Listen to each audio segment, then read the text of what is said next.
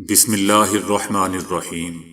السلام علیکم دوستو، دنیا بھر کی خبروں میں آج آپ سنیں گے، لیکن اس سے پہلے اگر ہو سکے تو لائک اور سبسکرائب کا بٹن ضرور دبا لیں۔ شکریہ۔ سعودی عرب نے غزہ جنگ بندی کی قرارداد امریکہ کی طرف سے ویٹو کرنے پر افسوس کا اظہار کیا ہے۔ سعودی عرب کا کہنا ہے کہ سلامتی کونسل کو دوہرا معیار ختم کرنا ہوگا۔ سعودی عرب کا یہ بھی کہنا ہے کہ سلامتی کونسل میں اصلاحات کی ضرورت ہے۔ دوستو، یاد رہے کہ امریکہ نے غزہ میں جنگ بندی کی قرارداد ایک بار پھر ویٹو کر دی ہے۔ امریکہ نے سلامتی کونسل میں غزہ میں جنگ بندی سے متعلق الجزائر کی قرارداد ویٹو کی ہے۔ سلامتی کونسل کے 15 مستقل ارکان میں سے 13 ارکان نے قرارداد کے حق میں ووٹ دیے، جبکہ برطانیہ غیر حاضر رہا۔ الجزائر نے غزہ میں انسانی بنیادوں پر فوری جنگ بندی کی قرارداد پیش کی تھی۔ امریکہ نے دوستو تیسری بار غزہ میں جنگ بندی کی قرارداد کو بدمعاشی کر کے ویٹو کیا ہے۔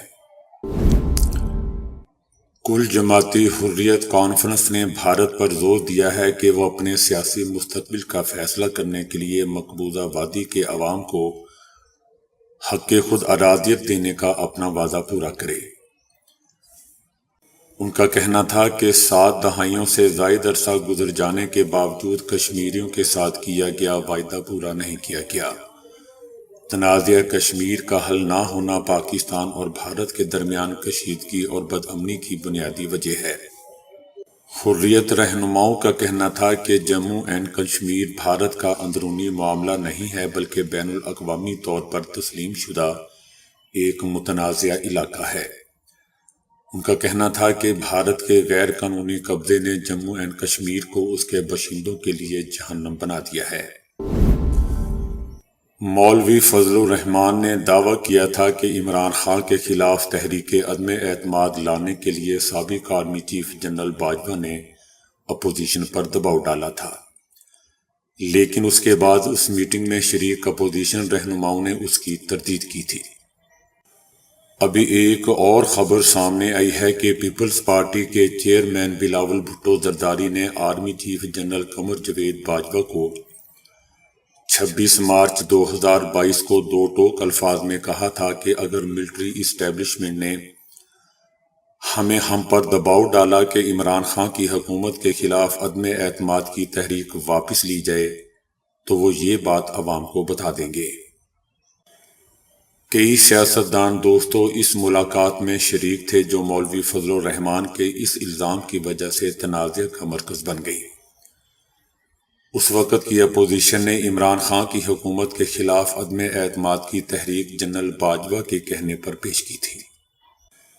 Army chief general Qamar Javed Bajwa اور DGISI یعنی جنرل فیض کو اس وقت کے وزیر اعظم عمران خان نے اپوزیشن والوں سے ملاقات کے لیے بھیجا تھا کہ اپوزیشن والوں کو عدم اعتماد کی تحریک واپس لینے پر قائل کریں۔ جنرل باجوہ نے موجودہ DGISI کے ساتھ مل کر اپوزیشن رہنماؤں سے ملاقات کی تھی۔ جب باجوہ نے اس وقت کی اپوزیشن رہنماؤں سے کہا کہ عدم اعتماد کی تحریک واپس لیں اور بدلے میں عمران خان الیکشن کروا دیں گے، لیکن مولوی کے ساتھ بلاول بھٹو نے اس خیال کو سختی سے مسترد کر دیا تھا۔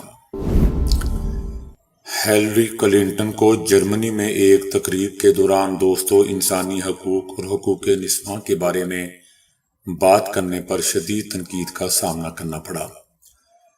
ہیلری کلنٹن نے جرمنی کے دارالحکومت برلن میں انسانی حقوق کے لیے کام کرنے والی تنظیم سینما فار پیس کے لیے ایک تقریب میں شرکت کی۔ اس تقریب کے دوران جب ہیلری کلنٹن نے سینما کی مدد سے انسانی حقوق کے لیے آواز اٹھانے کے بارے میں بات کی تو تقریب میں موجود کچھ شرکاء غصے میں آ گئے اور ہیلری کلنٹن کی بات کاٹتے ہوئے انہیں شدید تنقید کا نشانہ بنایا۔ اس واقعے کی ویڈیو سوشل میڈیا پر بھی وائرل ہو رہی ہے، جس میں شرکاء کو ہیلری کلنٹن پر تنقید کے تیر چلاتے ہوئے دیکھا جا سکتا ہے۔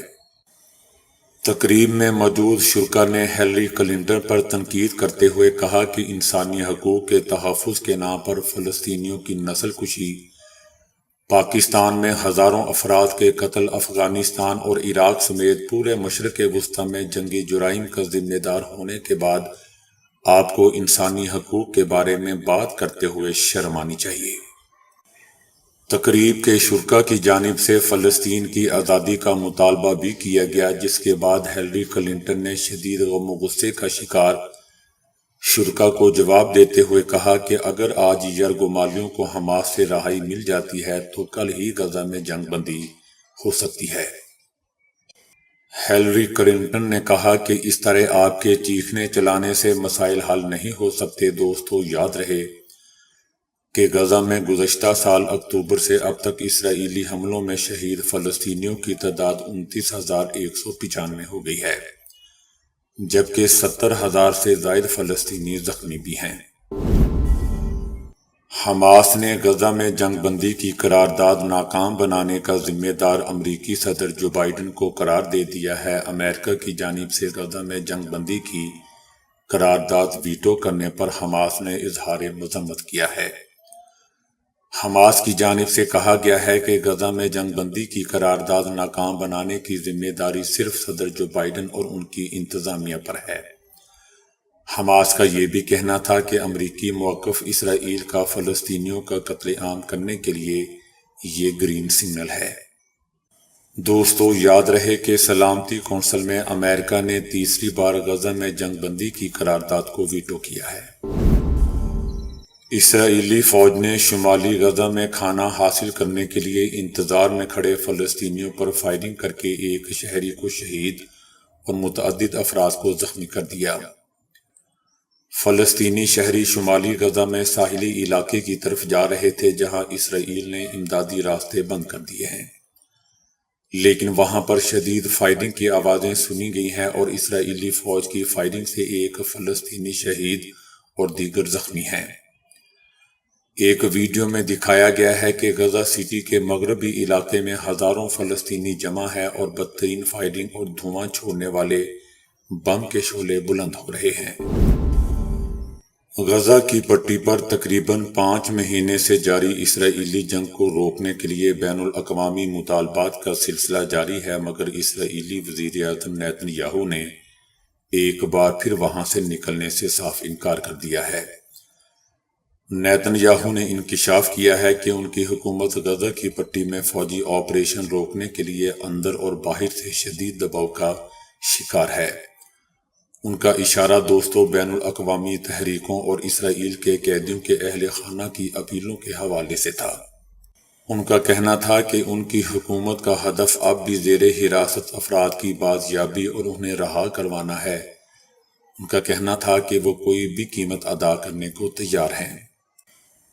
دوستو، ان کے یہ بیانات ایک ایسے وقت میں سامنے آئے ہیں جب امریکہ نے جنگ شروع ہونے کے بعد تیسری بار غزہ میں فوری جنگ بندی کے لیے اقوام متحدہ کی سلامتی کونسل میں پیش کی گئی قرارداد کے خلاف ویٹو پاور کا استعمال کیا۔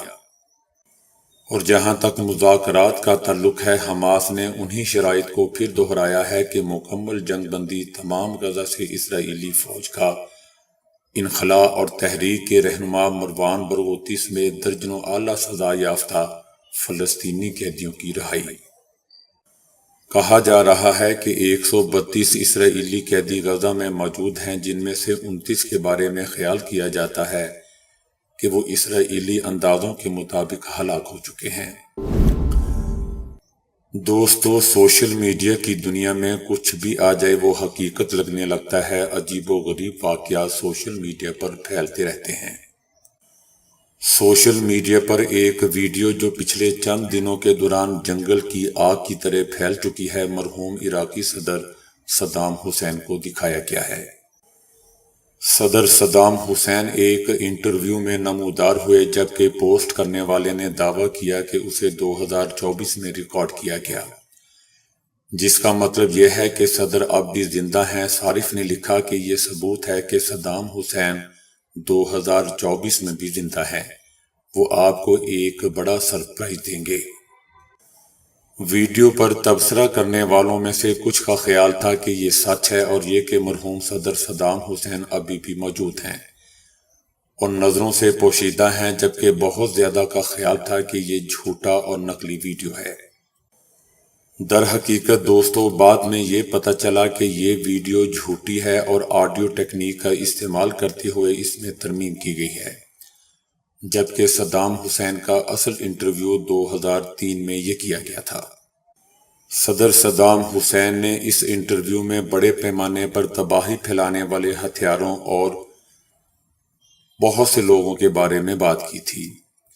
سوشل میڈیا پر وائرل ویڈیو میں آواز بدل کر تاثر دیا گیا ہے کہ صدام حسین اس بارے میں بات کر رہے تھے کہ وہ ابھی تک زندہ ہیں اور انہیں پھانسی نہیں دی گئی تھی۔ مسلم لیگ اور پیپلز پارٹی کے درمیان شراکت اقتدار کے فارمولے کے تعین کے بعد دوستوں عہدوں کے لیے نامزدگیاں کی جا رہی ہیں۔ پیپلز پارٹی نے گورنر پنجاب کے نام پر مشاورت شروع کر دی ہے۔ پیپل پارٹی کی قیادت نے گورنر پنجاب کے لیے 3 نام شارٹ لسٹ کر لیے ہیں۔ مخدوم احمد محمود، قمر الزماں قائرہ اور ندیم افضل چند کے نام زیر غور ہیں۔ امریکہ نے نئی حکومت کی تشکیل پاکستان کا اندرونی معاملہ قرار دیتے ہوئے کہا ہے کہ امریکہ ملک کے اندرونی معاملات میں مداخلت نہیں کرے گا۔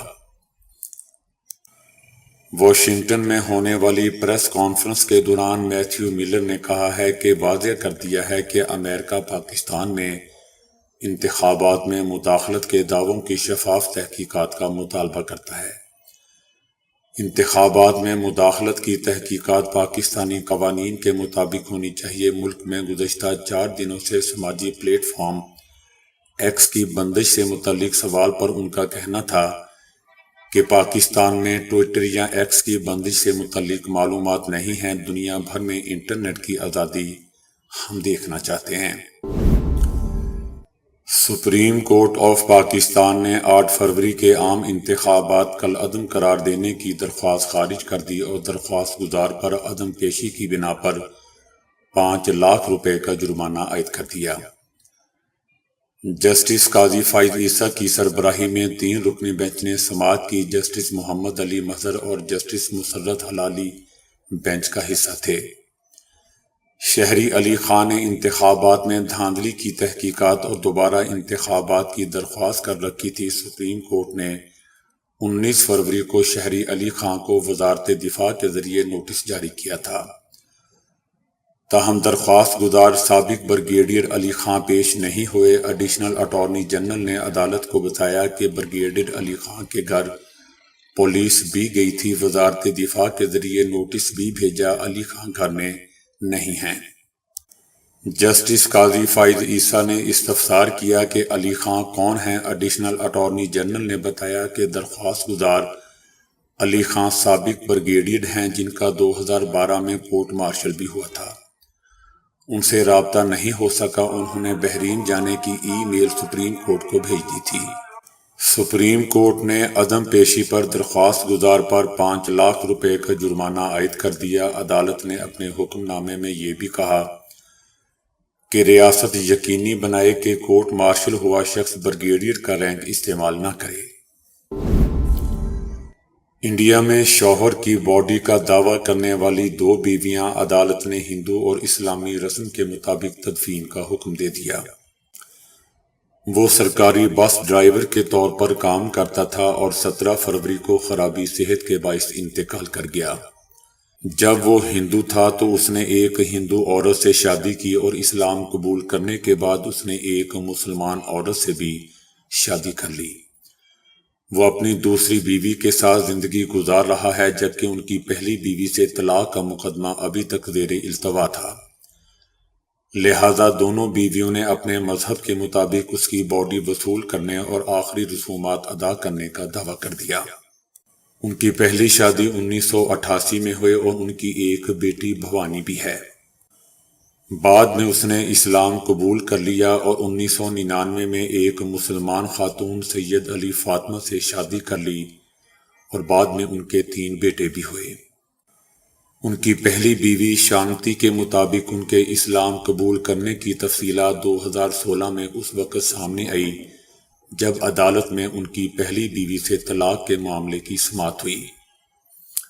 اس نے عدالت کو بتایا تھا کہ انہوں نے اپنا نام بدل کر انور حسین رکھ لیا ہے۔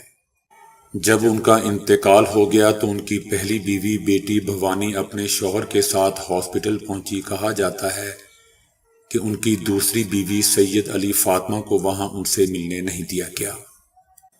اس کی موت کے بعد باڈی کو ان کے آبائی شہر لے جایا گیا اور اسلامی تدفین کا انتظام کیا گیا۔ اس بات کا علم ہونے والی پہلی بیوی شانتی نے اپنے شوہر کی باڈی مانگی اور کہا کہ اس کی باڈی کو ہندو رسم و رواج کے مطابق دفن کیا جائے گا۔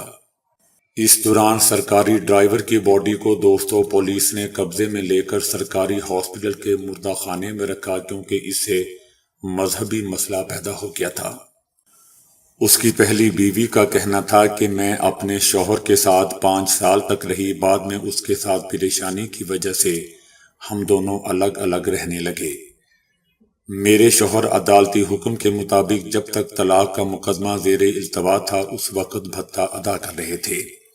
میری بیٹی کی شادی کے بعد انہوں نے ہر ماہ مجھے ایک مخصوص رقم دینی شروع کر دی اور اسی حالت میں ان کی موت ہو گئی۔ ہندو بیوی شانتی نے اپنے شوہر کی باڈی وصول کرنے اور اسے اپنے آبائی شہر میں ہندو رسم و رواج کے مطابق ہندو بیوی شانتی نے اپنے شوہر کی باڈی وصول کرنے اور اسے اپنے آبائی شہر میں ہندو رسم و رواج کے مطابق دفنانے کی درخواست کر دی، لیکن دوسری بیوی سید علی فاطمہ کے فریق نے باڈی حوالے کرنے سے انکار کر دیا۔ شانتی نے باڈی حاصل کرنے کے لیے مدارس ہائی کورٹ میں مقدمہ دائر کر دیا۔ جج نے فیصلہ سناتے ہوئے شوہر کی باڈی کو ہندو رسم و رواج کے مطابق 30 منٹ تک آخری رسومات ادا کرنے کی اجازت دے دی۔ اس کے بعد ہائی کورٹ کی ہدایات کے مطابق ان کی باڈی کو اسلامی طریقے سے سپرد خاک کر دیا گیا۔ ماہرین نے اسمارٹ فون سے نکلنے والی شعاؤں کو آنکھوں کے لیے توقعات سے زیادہ تباہ کن قرار دے دیا ہے۔ اسمارٹ فون سے نکلنے والی شعاؤں سے متعلق تحقیق امریکہ کی ٹولیڈو یونیورسٹی میں کی گئی، جس میں انکشاف ہوا کہ یہ شعاعیں آنکھوں کے کرنیے میں جذب ہو کر زہریلے مادے کو جنم دیتا ہے جو خلیات کو نقصان پہنچاتا ہے۔ ماہرین کا کہنا ہے کہ اس نقصان کی وجہ سے بلائنڈ سپاٹس بنتے ہیں۔ یہ بینائی سے محروم ہونے کا خطرہ بڑھا دیتے ہیں اور اگر اسمارٹ ڈیوائسز کا استعمال اندھیرے میں کیا جائے تو خطرہ مزید بڑھ جاتا ہے۔ امریکہ میں فیس بک استعمال کرنے والوں کی تعداد میں کمی واقع ہوئی ہے۔ فیس بک نے سال 2020 کے لیے اپنے صارفین کے اعداد و شمار پیش کیے ہیں۔ ان کی روح سے گزشتہ برس مزید 20 کروڑ 99 لاکھ افراد فیس بک کا استعمال شروع کیا تھا، لیکن اسی برس امریکیوں کی اس میں دلچسپی کم ہوئی۔ سال 2019 میں فیس بک پر روزانہ سرگرم افراد کی تعداد میں 50 لاکھ افراد کا اضافہ ہوا تھا، لیکن روزانہ کی بنیاد پر امریکیوں نے فیس بک کو چھوڑنے کو ترجیح دی۔ حیرت انگیز بات یہ ہے کہ اس سال کورونا وبا کی وجہ سے امریکہ میں لوگوں کی اکثریت گھروں تک موقوف تھی اور یہ سلسلہ ابھی بھی جاری ہے۔ اس کے باوجود امریکیوں کی جانب سے فیس بک دیکھنے میں کوئی خاص اضافہ نہیں ہوا، تاہم ٹک ٹاک اور دیگر ایپس میں امریکیوں کی دلچسپی زیادہ دیکھی گئی ہے۔ تاہم اگر آمدنی کی بات کی جائے تو امریکی مارکیٹ میں فیس بک کے ریونیو میں اضافہ ہوا ہے۔ تو دوستو ابھی کے لیے اتنا ہی۔ ویڈیو کو لائک اور شیئر کرنے کا بہت بہت شکریہ۔